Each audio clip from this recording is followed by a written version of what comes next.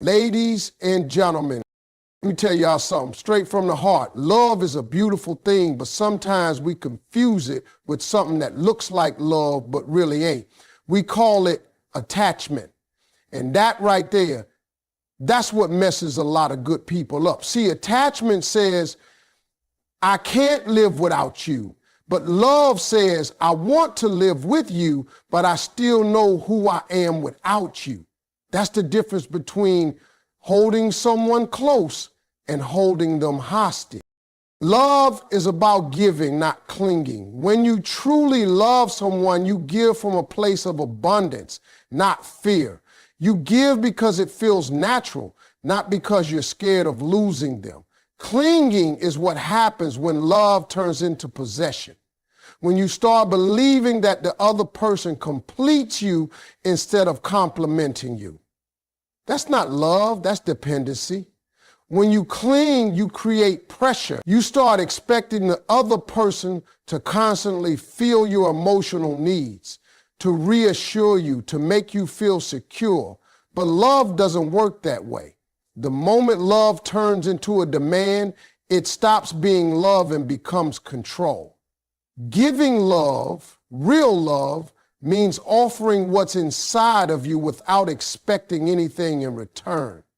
It's about letting someone feel safe, seen, and valued, but still letting them be free.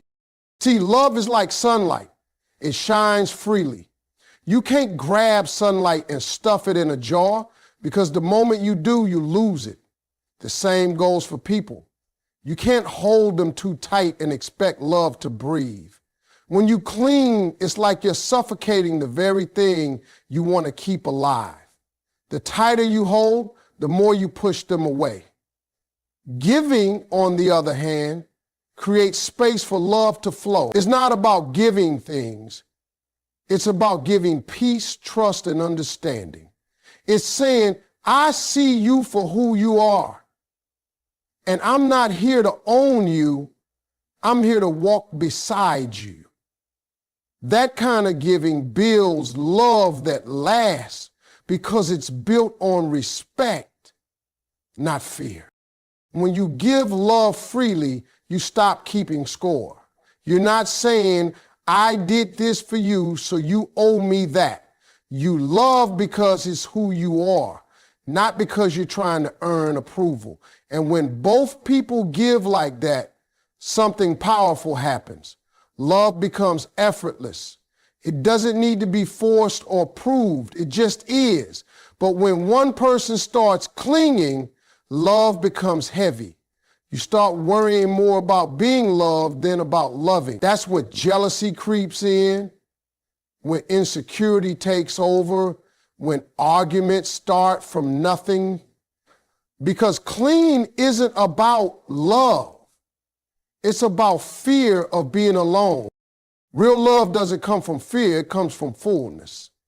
When you love yourself first, you don't need to cling to anyone else to feel whole. You can give love without losing yourself. That's the kind of love that inspires, not drains. People feel that energy. They're drawn to it because it feels safe, not suffocating. And the funny thing is, the moment you stop clinging, love actually becomes stronger because freedom breeds loyalty. When someone knows they can be themselves around you, no manipulation, no guilt, no emotional traps, they naturally want to stay. Giving love instead of clinging to it is the ultimate expression of strength. It means you trust that what's meant for you will stay, not because you held on tight, but because it chose to. That's real love.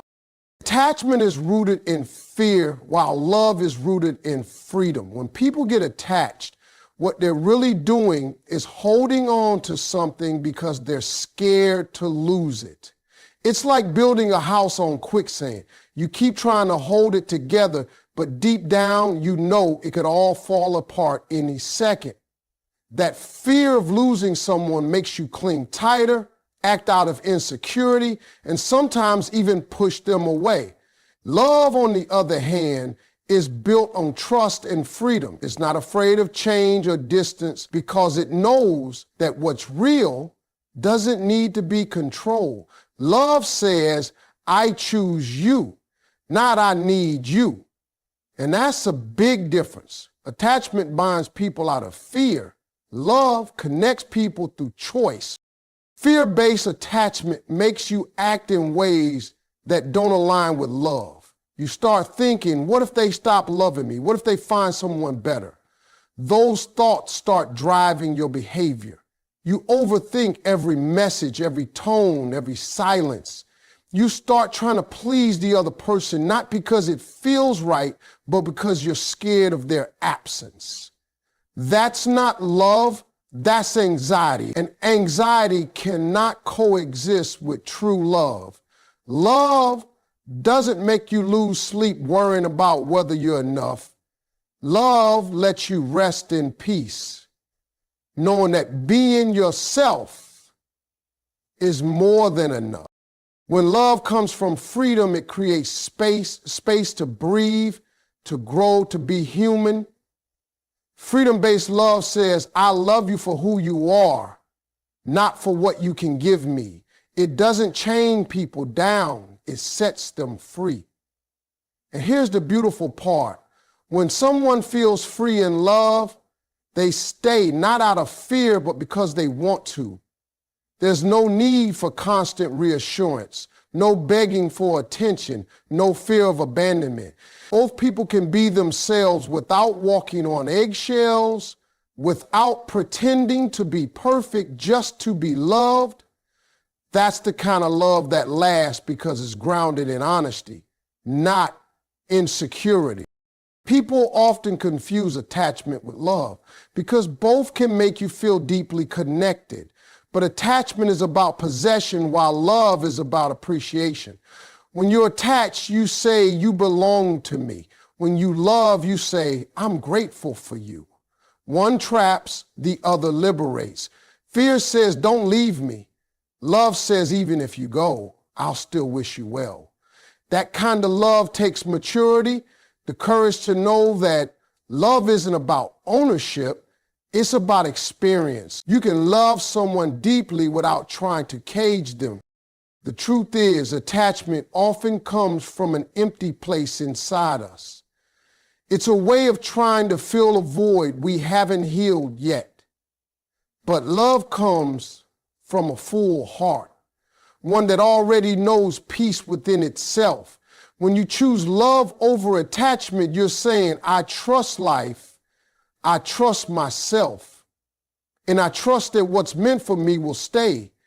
That's the power of loving with freedom instead of fear. It's not desperate, it's divine. True love allows both people to grow individually. When love is real, it doesn't demand that one person shrink so the other can shine. It doesn't ask you to give up your dreams, your voice, or your identity just to keep the relationship peaceful.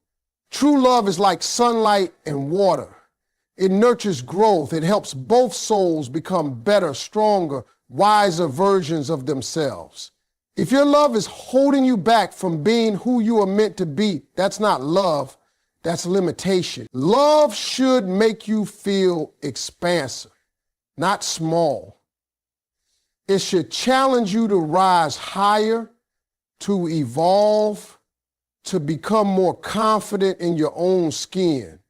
Growth in love means you're not the same person you were yesterday, and that's a good thing.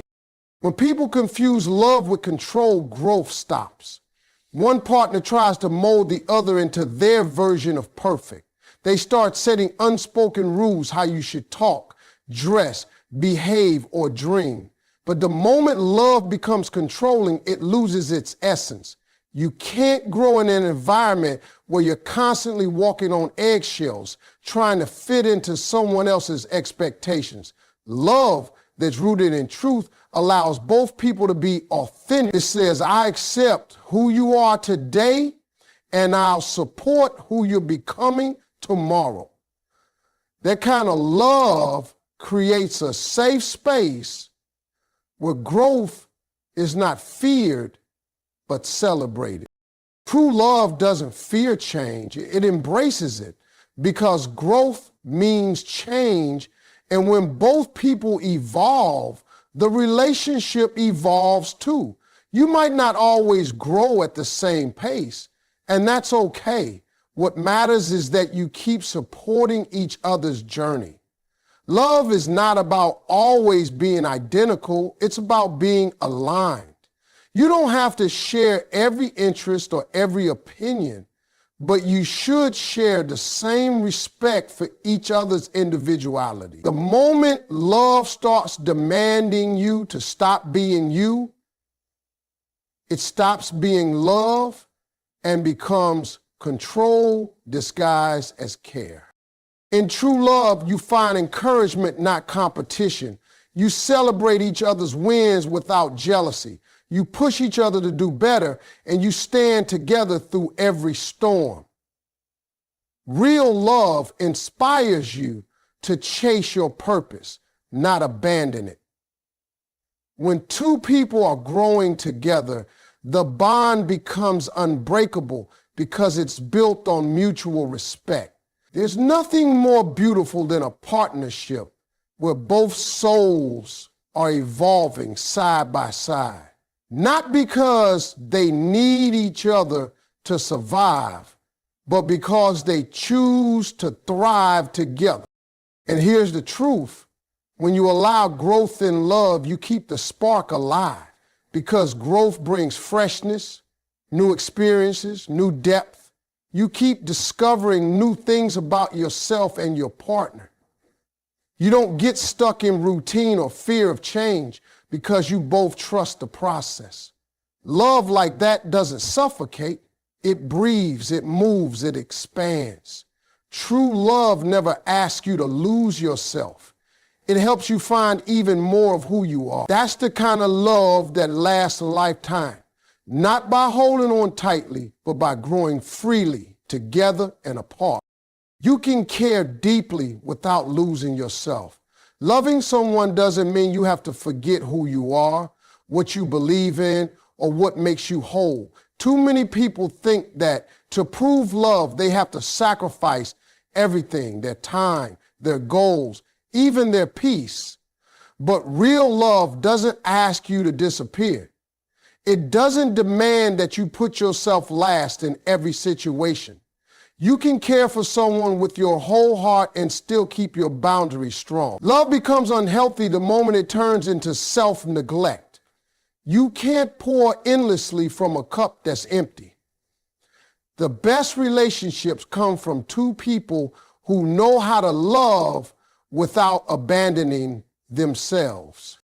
When you lose yourself in love, you lose balance. You start measuring your happiness by how the other person feels. If they're happy, you're happy. If they're distant, your whole world feels off. That's not love. That's emotional dependency. Love was never meant to take your identity away. It was meant to add meaning to it. The truth is, the more grounded you are in yourself, the more capable you become of loving someone else the right way. Because when you're whole, your love is calm, not chaotic. You don't need to chase attention or beg for reassurance because you already know your worth. Caring deeply doesn't mean giving up your space or your dreams. It means sharing your world, not surrendering it. You can be madly in love and still keep your individuality. You can support your partner's growth while still nurturing your own. That balance is what keeps love alive. Because if one person is always giving and the other is always taking, eventually the relationship starts to feel one-sided. Real love happens when both people are full enough to give without losing themselves in the process. It's not about becoming one person. It's about walking side by side as two strong individuals. When you care deeply, you show up, but you don't chase. You listen, but you don't lose your voice. You compromise, but you don't sacrifice your peace. Love isn't about shrinking yourself to fit into someone else's life.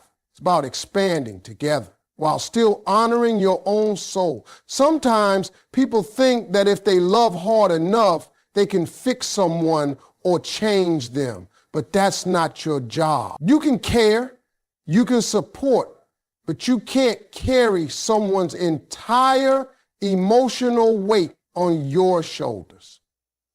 The moment you start losing sleep, losing peace, or losing yourself to keep someone, that's not love anymore. That's pain disguised as devotion.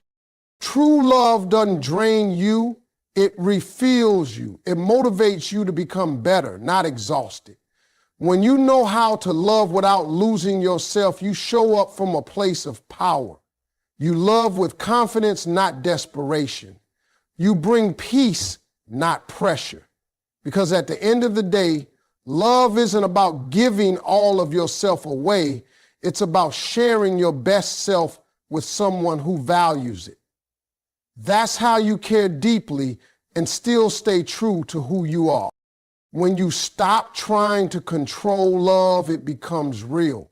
Control is the silent killer of genuine connection because it comes from fear, not trust. So many people try to control how love unfolds.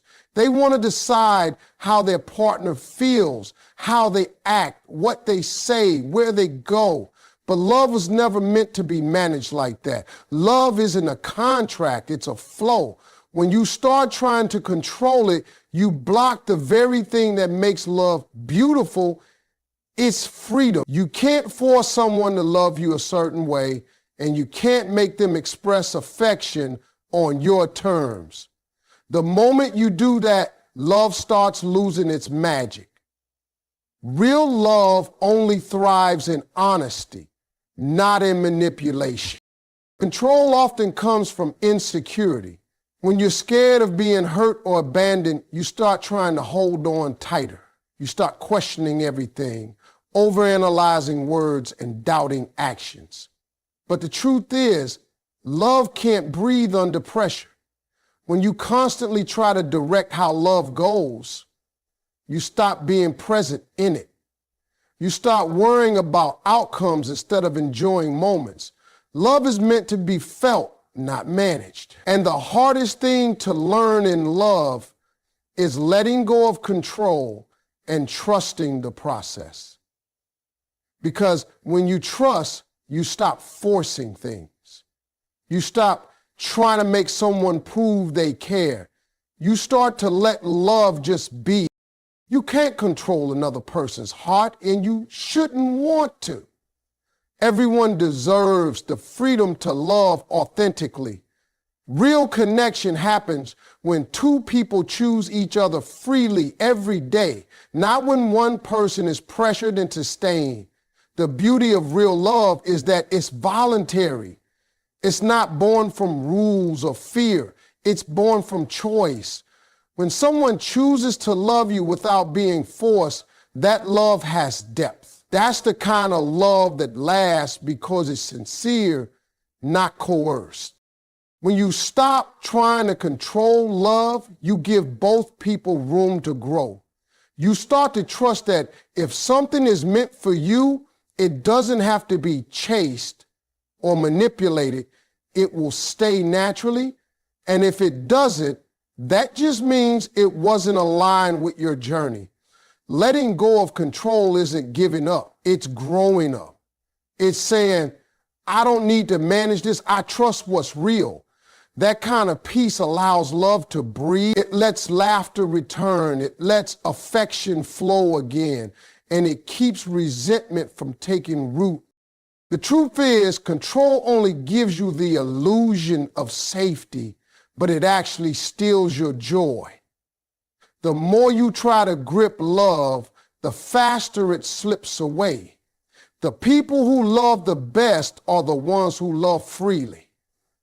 They don't chase, they don't beg, and they don't force. They love with open hands, not closed fists. Because when you stop trying to control love, you finally allow it to become what it was always meant to be, real, honest, and free. The best kind of love comes from wholeness, not dependency. When you love from a place of wholeness, you bring peace into the relationship, not pressure. You don't come to someone saying, complete me. You come saying, let's grow together. There's a big difference between needing someone to fill your emptiness and wanting to share your fullness with them. Love that's built on need is fragile because it depends on someone else's presence for your happiness. But love that's built on wholeness is strong because it's rooted in self-awareness and balance. When both people are whole, they love freely, not fearfully. They don't depend on each other to feel worthy. They already know their worth. They come together to celebrate love, not to escape loneliness. Dependency feels romantic in the beginning. You start believing that you can't live without that person, that they're the reason you smile, the reason you wake up motivated. But that kind of thinking sets you up for pain because it makes your emotional stability dependent on someone else's actions. The moment they disappoint you or pull away, your world starts to crumble. That's why self-love is the foundation of every healthy relationship. You can't expect someone to fill the gaps you refuse to heal yourself.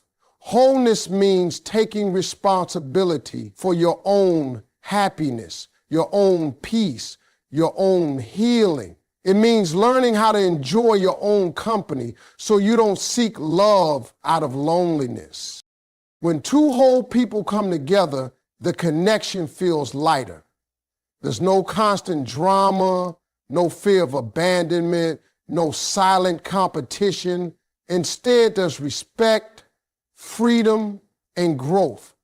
You don't look at your partner as your missing piece. You see them as your mirror, someone who reflects your strength, not your weakness. You share experiences without losing yourself in them. You support their individuality while staying rooted in your own. That's what makes love stable. Two strong foundations coming together, not two broken walls trying to hold each other up. Wholeness also means understanding that love doesn't fix everything. You can love deeply and still face challenges, but when you're whole, you handle them with maturity. You don't panic at the first sign of distance because your identity doesn't depend on constant reassurance. You trust, you communicate, and you stay calm. That peace comes from within.